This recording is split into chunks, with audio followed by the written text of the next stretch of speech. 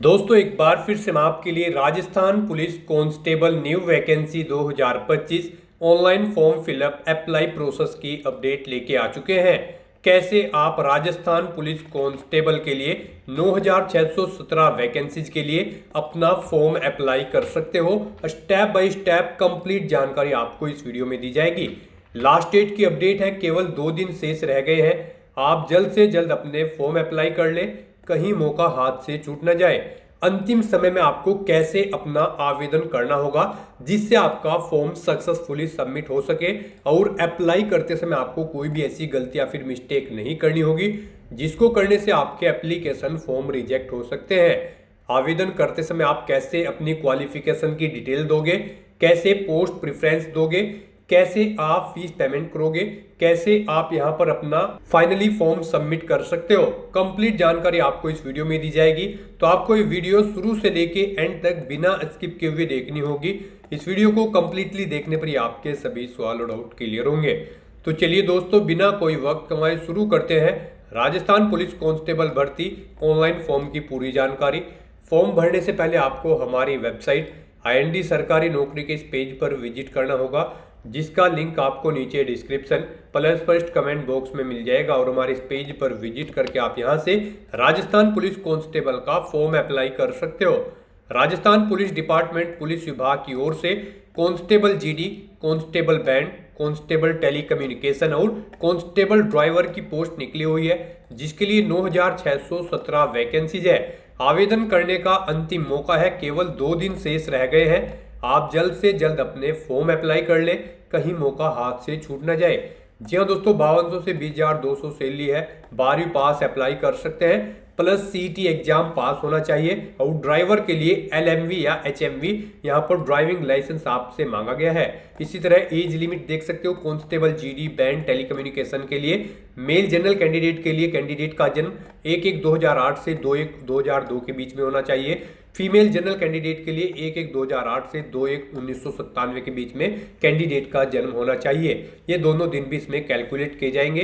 Constable driver के लिए mail के लिए जो जनरल कैटेगरी की है उनके लिए 1/1/2008 से 2/1/1999 और फीमेल जनरल के लिए 1/1/2008 से 2/1/1994 के बीच में कैंडिडेट का जन्म होना चाहिए। Application fees general OBC WS के लिए 600 रुपये है, SC/ST के लिए 400 रुपये है, जो कि आप ऑनलाइन या फिर कैश राजस्थान ई-मित्रा पोर्टल से जमा करा सकते हो। ये केवल रजिस्ट्रेशन शुल्क है, एक बार आपको पे करना होगा। सिलेक्शन क्राइटेरिया की बात की जाए तो computer based test CBT, physical efficiency test PT, physical standard test PST और प्रोफिशिएंसी टेस्ट के आधार पर सिलेक्शन किया जाएगा। फिजिकल स्टैंडर्ड टेस्ट की अगर बात की जाए तो हाइट यहाँ पर जनरल TSP एरिया के लिए मेल के लिए 168 सेंटीमीटर है, फीमेल के लिए 152 सेंटीमीटर है। शहरी क्षेत्र के लिए यहाँ पर देख सकते हो 168 सेंटीमीटर मेल के लिए है और फीमेल के लिए यहाँ पर 152 सेंटीमीटर है। इसी तरह से चेस्ट यहाँ पर जनरल TSP एरिया के लिए मेल के लिए 81 सेंटीमीटर है, बिना फुलाने के बाद में 86 सेंटीमीटर है। और यहाँ पर मेल जो शहरिया है उनके लिए 74 से 79 सेंटीमीटर चेस्ट है। वेट यहाँ पर जनरल TSP एरिया के लिए फीमेल के लिए 47.5 किलोग्राम है, शहरिया के लिए यहाँ पर फीमेल कैंडिडेट के लिए 43 किलोग्राम है। ऑनलाइन अप्लाई कर सकते हो। राजस्थान जॉब लोकेशन है sso.rajasthan.gov.in इसकी ऑफिशियल वेबसाइट है, जिससे आप ऑनलाइन अप्लाई कर सकते हो। इंपोर्टेंट लिंक सेक्शन के अंतर्गत ऑफिशियल नोटिफिकेशन PDF लिंक पर आप जैसे ही क्लिक करोगे तो आपके सामने इसकी PDF ओपन हो जाएगी। इसमें आपको सबसे पहले आवेदन करने की पूरी प्रक्रिया दे दी गई है कि कैसे आपको फॉर्म अप्लाई करना होगा, फीस पेमेंट आपको रजिस्ट्रेशन टाइम पे कैसे जमा करना होगा, उसके बाद में क्वालिफिकेशन की detail, age limit, age relaxation की जानकारी, फिजिकल क्राइटेरिया की भी आपको कंप्लीट जानकारी इसमें दे दी गई है। साथ ही साथ एग्जाम पैटर्न सिलेबस की भी इंफॉर्मेशन दी गई है और हाउ टू अप्लाई का कंप्लीट प्रोसेस आपको इस वीडियो में दिखाया गया है। तो यहाँ पर अप्लाई करने से पहले आपके नोटिफिकेशन की PDF पूरा पढ़ना अनिवार्य है। इसको पूरा पढ़ने से ही आपके सभी सवाल और डाउट क्लियर होंगे। PDF रीड आउट करने के बाद में आपको अप्लाई ऑनलाइन लिंक पर क्लिक करना होगा, तो आपके सामने ये ऑनलाइन आवेदन करने का कुछ इस तरह से पेज ओपन हो जाएगा। गाइस, जिसके थ्रू आप इस भर्ती के लिए अप्लाई कर सकते हो। यहाँ पर रजिस्ट्रेशन करने की आपको जरूरत नहीं है, क्योंकि यहाँ पर केवल वही कैंडिडेट अप्लाई कर सकते हैं जिन्होंने Rajasthan CET common eligibility test senior secondary level 2024 में यहाँ पर सफलतापूर्वक अपना एग्जाम पास आउट कर लिया है। तो यहाँ पर जब आपने इस एग्जाम के लिए अप्लाई किया होगा तो आपने अपना वन टाइम रजिस्ट्रेशन भी किया हुआ होगा तो यहाँ पर आपको रजिस्ट्रेशन की जरूरत नहीं है। बस यहाँ पर आपको लॉगिन करना है। उसके लिए आपको अपनी डिजिटल आइडेंटिटी SSO ID या फिर यूजर नेम यहाँ पर एंटर करना है। उसके बाद आपको अपना पासवर्ड यहाँ पर एंटर करना है। ये कैप्चा कोड आपको यहाँ पर एंटर करना है और गाइस फिर आपको लॉगिन के ऑप्शन पर क्लिक करके अपने डैशबोर्ड में लॉगिन कर लेना है। लॉगिन करने के बाद आपका डैशबोर्ड कुछ इस तरह से शो होगा। यहाँ पर राजस्थान पुलिस के लिए अप्लाई करने के लिए आपको दो ऑप्शन दिए गए हैं, पुलिस कांस्टेबल रिक्रूटमेंट 2025 राजकोप और यहाँ पर पुलिस टेलीकम्युनिकेशन रिक्रूटमेंट 2025 राजकोप। इन लिंक्स में से आपको किसी भी लिंक पर क्लिक करना होगा। दोस्तों, अगर आपने अपना OTR रजिस्ट्रेशन कर रखा है और अगर आपने फीस पेमेंट नहीं किया है या फिर eKYC नहीं की हुई है तो आपको OTR रजिस्ट्रेशन की कंप्लीट वीडियो का लिंक इस वीडियो के डिस्क्रिप्शन बॉक्स में दे दिया गया है। आप उस लिंक पर विजिट करके complete OTR registration read out कर सकते हो और चेकआउट कर सकते हो कि कैसे आपको रजिस्ट्रेशन करना होगा, फीस पेमेंट और eKYC आपको कैसे करनी होगी। स्टेप बाय स्टेप कंप्लीट जानकारी आपको दे दी गई है। जैसे कि हम आपको यहाँ पर police constable recruitment 2025 first link पर क्लिक करके अप्लाई करके दिखा रहे हैं। नेक्स्ट आपके सामने कुछ इस तरह से इंटरफेस होगा। अब गाइस यहाँ पर आपको Rajasthan CET 10+2 level senior secondary level 2024 का एप्लीकेशन नंबर यहाँ पर एंटर करना है। यह एप्लीकेशन नंबर आपको तब मिला होगा जब आपने फॉर्म अप्लाई किया होगा और अगर आप इसे भूल चुके हैं तो आप इसे दोबारा से भी गेट कर सकते हैं। गाइस आपको यहाँ पर, जी हाँ दोस्तों, यहाँ पर आपको माई रिक्रूटमेंट के इस लिंक पर क्लिक करना है। यहाँ पर आपको आपका CET 2024 का एप्लीकेशन फॉर्म मिल जाएगा। वहां से आप अपना एप्लीकेशन नंबर गेट आउट कर सकते हैं और उसके बाद आप वो नंबर यहाँ पर एंटर करें और फिर आप सबमिट के इस ऑप्शन पर क्लिक कर दें। नेक्स्ट आपके सामने कुछ इस तरह से इंटरफेस ओपन होगा। अब यहाँ पर आने के बाद आप कांस्टेबल बैंड नॉन TSP या फिर कांस्टेबल ड्राइवर नॉन TSP या फिर constable driver TSP, constable general non TSP या फिर कांस्टेबल जनरल TSP, आप जिस भी एरिया के लिए अपना फॉर्म अप्लाई करना चाहते हैं यहाँ पर आप उसकी टैब पर क्लिक करें। नेक्स्ट आपके सामने कुछ इस तरह से इंटरफेस शो होगा। अब यहाँ पर आपका वन टाइम रजिस्ट्रेशन से डाटा फैच कर लिया गया है। आपको यहाँ पर इसे रिव्यू करना है। अगर आप अपडेट करना चाहते हैं तो यहाँ पर आप अपडेट के ऑप्शन पर क्लिक करके अपडेट कर सकते हैं और अगर सभी चीजें ओके हैं तो यहाँ पर बस अब आपको प्रोसीड के ऑप्शन पर क्लिक करना है और उसके बाद यहाँ पर आपके सामने कुछ इस तरह से इंटरफेस ओपन हो जाएगा। यहाँ पर आपका एप्लीकेशन फॉर्म स्टार्ट हो चुका है। कुछ चीजें यहाँ पर आपको ऑटोमेटिकली फिल मिल गई है जो आपके रजिस्ट्रेशन टाइम पे आपने प्रोवाइड कराई थी, वो यहाँ पर आपको कुछ चीज़ें ऑटोमेटिकली फिल मिल गई है। अब यहाँ पर आने के बाद बस आपको अपनी माता का नाम यहाँ पर एंटर करना है। फिर यहाँ पर आपको अपनी श्रेणी सेलेक्ट कर लेनी है, आप किस श्रेणी से बिलोंग करते हैं। राजस्थान स्टेट से अलग कैंडिडेट अगर अप्लाई करते हैं तो केवल जनरल कैटेगरी कैंडिडेट अप्लाई कर सकते हैं।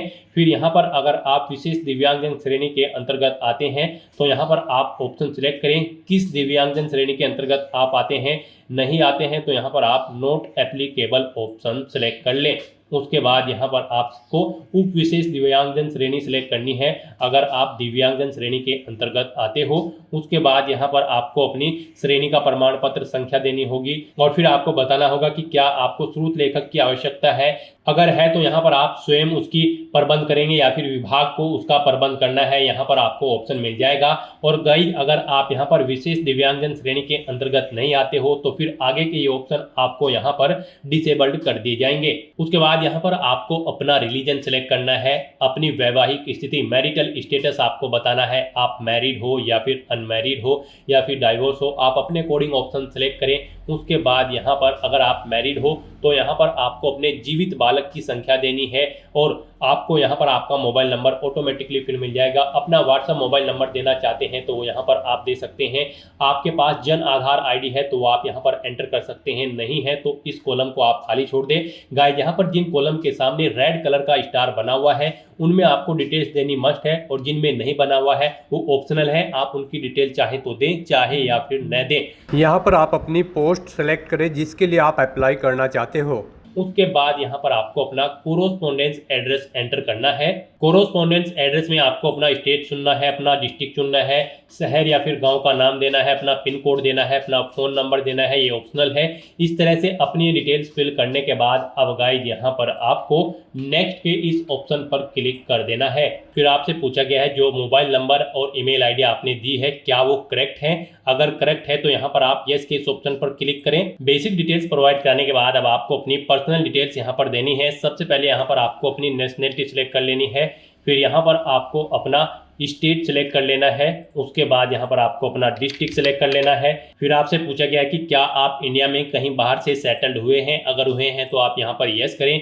और फिर किस देश से आप सेटल्ड हुए हैं उस देश का नाम आप यहाँ पर सिलेक्ट करें, और अगर आप इंडिया से ही हैं तो यहाँ पर आपको नो ऑप्शन सिलेक्ट करना है। फिर यहाँ पर आपको अपनी स्पेशल कैटेगरी विशेष श्रेणी की डिटेल प्रोवाइड करनी है। यहाँ पर आपसे पूछा गया है कि क्या आप भूतपूर्व सैनिक हैं, अगर हैं तो यहाँ पर आप यस ऑप्शन सिलेक्ट करेंगे और फिर आप अपनी सर्विस का स्टेटस यहाँ पर सिलेक्ट करेंगे और सर्विस अंडर ऑप्शन सिलेक्ट करेंगे, और अगर आप नहीं है तो यहाँ पर आप सिंपली नो ऑप्शन सिलेक्ट कर लेंगे। उसके बाद आपसे पूछा गया कि क्या आप एनसीसी के कैडेट हैं, अगर हैं तो यहाँ पर आप यस ऑप्शन सिलेक्ट करेंगे और फिर कब से कब तक आपने एनसीसी की है वो डेट आपको सिलेक्ट कर लेनी है। इनके अकॉर्डिंग यहाँ पर आपका एनसीसी कैडेट ड्यूरेशन कैलकुलेट करके शो कर दिया जाएगा, और फिर आपको यहाँ पर अपना एनसीसी सर्टिफिकेट नंबर सेलेक्ट कर लेना है, ए बी या फिर सी।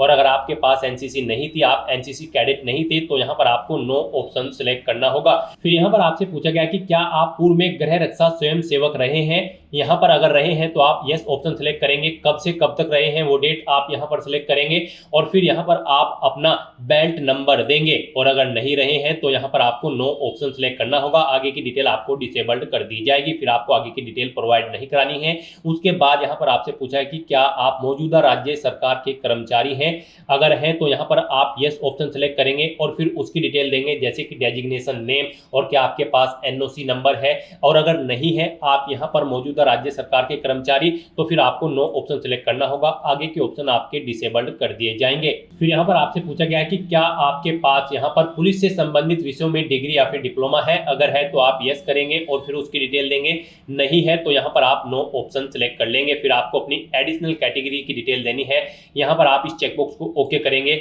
आपसे पूछा गया है फिर उसके बाद क्या आपके खिलाफ कभी कोई प्राथमिकी दर्ज की गई है, यानी कि कोई एफआईआर हुई है, अगर हुई है तो यहाँ पर आप सिलेक्ट करेंगे और उसकी डिटेल देंगे, नहीं हुई है तो यहाँ पर आप नो ऑप्शन सिलेक्ट कर लेंगे। और उसके बाद गाइस यहाँ पर आपको नेक्स्ट के इस ऑप्शन पर क्लिक कर देना है। नेक्स्ट यहाँ पर आपको अपनी एजुकेशनल क्वालिफिकेशन की डिटेल प्रोवाइड करानी है। सबसे पहले यहाँ पर आपको इस चेकबॉक्स को ओके करना है।